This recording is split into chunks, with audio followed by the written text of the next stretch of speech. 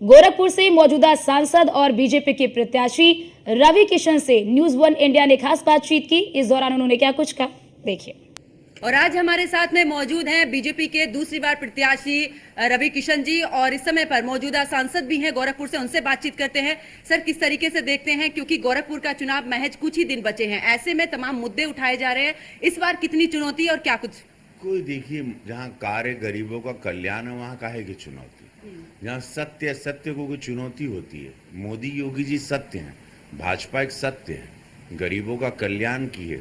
ऐसा कल्याण हमने नहीं देखा। मैं तो गवई लड़का हूँ। मैंने इस बिहार, यूपी, झारखंड में इतनी शूटिंग की है, मुझसे कोई जिला और यहाँ की परिस्थितियाँ कभी छिपी नहीं।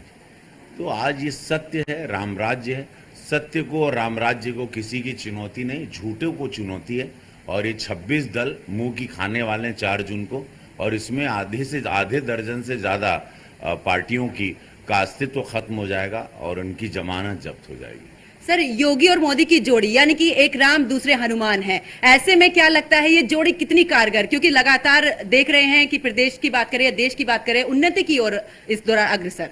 राष्ट्र की पार्टी है, देश के लिए निकले। हम देश के लिए वोट मांग रहे हैं, वो लोग परिवार के लिए मांग रहे हैं। अपने महल बनाने के लिए विपक्षी वोट मांग रहा है। अपनी गाड़ियां 25 फॉर्च्यूनर खरीदेंगे, BMW खरीदेंगे, अपने घर के परिवार के लिए हीरे के माला खरीदें। हम लोग देश बनाने के लिए बात कर रहे हैं। यहाँ पर हम लोग देश की लड़ाई लड़ रहे हैं। जहाँ इन लोग का सपना राम मंदिर पे ताला लगाना, वो कभी पूरा होने नहीं देंगे। इनका सपना खालिस्तान बनाना, इनका सपना देश के टुकड़े करना, बांग्लादेश, पाकिस्तान की तरह। मैडम, वो सब होने अब नहीं। ये देश अब जग गया। 2014 के बाद देश पहली बार तो आज़ाद हुआ है और जगा है। सर, संविधान को लेकर कहा जा रहा है कि संविधान खतरे में है। 2 लड़कों की जोड़ी 2017 के बाद फिर से आई है। और दूसरी तरफ अगर बात करें, क्योंकि प्रधानमंत्री नरेंद्र मोदी भी इस बार ओबीसी का बीच चुनाव में आकर उनका ये कहना कि हम ओबीसी का जो आरक्षण है उसको हम बरकरार रखेंगे। कैसा लगता है कि क्या थोड़ा सा जो 2 लड़कों की जोड़ी है, क्या उस दौरान थोड़ी चुनौती नजर आ रही है? ये राजनीति का स्तर इतना ओछा हमने अपनी लाइफ में पहली बार देखा, जो ओछी राजनीति लोगों ने कर दिया। अब जरा सोचिए, हम लोग इतनी बड़ी शक्ति में थे पार्लियामेंट में पिछले सत्र में। 370 की धारा जब हटाए तो उसी वक्त संविधान, भीम बाबा साहब आम्बेडकर जी का सम्मान और उनके संविधान का सम्मान हम लोग पूजा करते हैं। हमारे यशस्वी प्रधानमंत्री मोदी जी पूजा करते हैं। ये चाहते हैं लोग, विपक्षी चाहते हैं शरीयत से देश चले। ऐसा नहीं हो सकता मैडम। देश तो चलेगा संविधान से। और संविधान के मैं आपको वचन देता हूँ, रिकॉर्ड, कोई छेड़खानी नहीं होगी। कांग्रेस चाहती थी संविधान बदलना, तोड़ मरोड़ करना। हमारे यशस्वी प्रधान मोदी जी, भाजपा संगठन विश्वास करता है बाबा साहब आम्बेडकर के संविधान पर। उसी हिसाब से देश चलेगा, शरीयत के हिसाब से देश नहीं चलेगा। इन लोगों का ये भी कहना है कि अगर बीजेपी एक बार फिर से आती है तो इस बार संविधान तो खतरे में है ही, लेकिन दूसरे मुद्दों को लेकर भी, कि रोजगार की बात हो, तमाम मुद्दों को लेकर बीजेपी जो है थोड़ा पीछे खिसक रही है। इन पर बोलते हैं। नहीं, रोजगार बहुत है। गीडा, गोरखपुर में जहाँ बैठी, गीडा इंडस्ट्रियल एरिया है, अनगिनत रोजगार है। भोजपुरी की शूटिंग करके अनगिनत रोजगार हमने क्रिएट किया।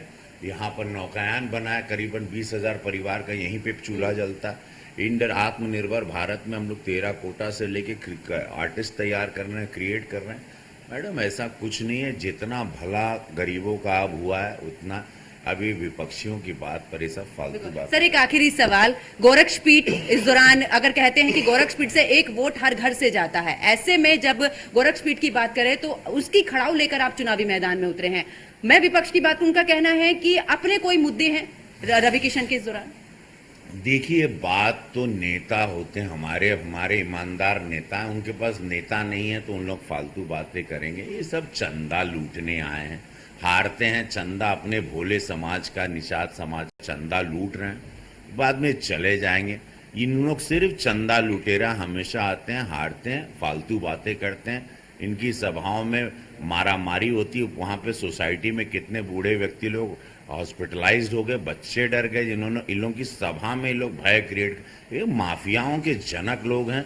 गुंडागर्दी, गरीबों की जमीन को हथियाना, हत्या करना, ऐसी पार्टी के बारे में मैडम। और ये लोग गोरक्षनाथ की तपोभूमि पे आके कोरोना में इन लोगों की शक्ल नहीं दिखाई दी। ये सब लुटेरे हैं, आते हैं चुनाव में मुंह निकाल के निकलते हैं, ये लूट लाट के सब चले जाएंगे, इनके नेता चले जाएंगे, सब लोगों की जहाज की टिकट है फॉरेन की 5 तारीख की। तो ये सब छोड़िए मैडम। सर, इस बार कौन से मुद्दे हैं गोरखपुर के जिनको लेकर आप जनता के बीच में जा रहे हैं? मुद्दे ये 50% आप देख रहे हैं, ये अभी और 100% होगा। ये स्वर्ग बनेगा, राजधानी की तर्ज पर जाएगा। आज देखिए जहाँ लाशें बहती थी वहाँ पानी के जहाज चल रहे हैं। ये है गोरखपुर पूज्य महाराज जी का। जहाँ हत्याएं होती थी वहीं आप बैठी हैं। इससे 50 मीटर पर लोग लाके मारते थे। यहाँ अपराध का गढ़ था, जहाँ पर आज करोड़ों रुपए की जमीन की कीमत हो गई है। फिर हीरो हीरोइन यहाँ पर गाना गाते हैं इस क्रूज के पास। यार एक से एक सुंदर जगह है वहाँ। क्या हो गया?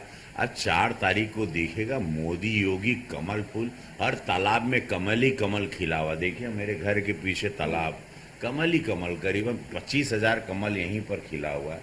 तो हर हर महादेव है, कोई चिंता नहीं मैम। सत्य और असत्य की लड़ाई। ये लोग चाहते हैं राम मंदिर को ताला लगाना, देश की जनता उसकी रक्षा करने के लिए गोरखपुर मंदिर की इसी मंदिर से आंदोलन हुआ था। बड़े संत दिग्विजय नाथ महाराज जी, फिर अवैधनाथ महाराज जी, राम मंदिर का आंदोलन जहाँ पर आप बैठी हैं। आप सोच सकते हैं कि 1 जून को यहाँ पर क्या वोटिंग होगी।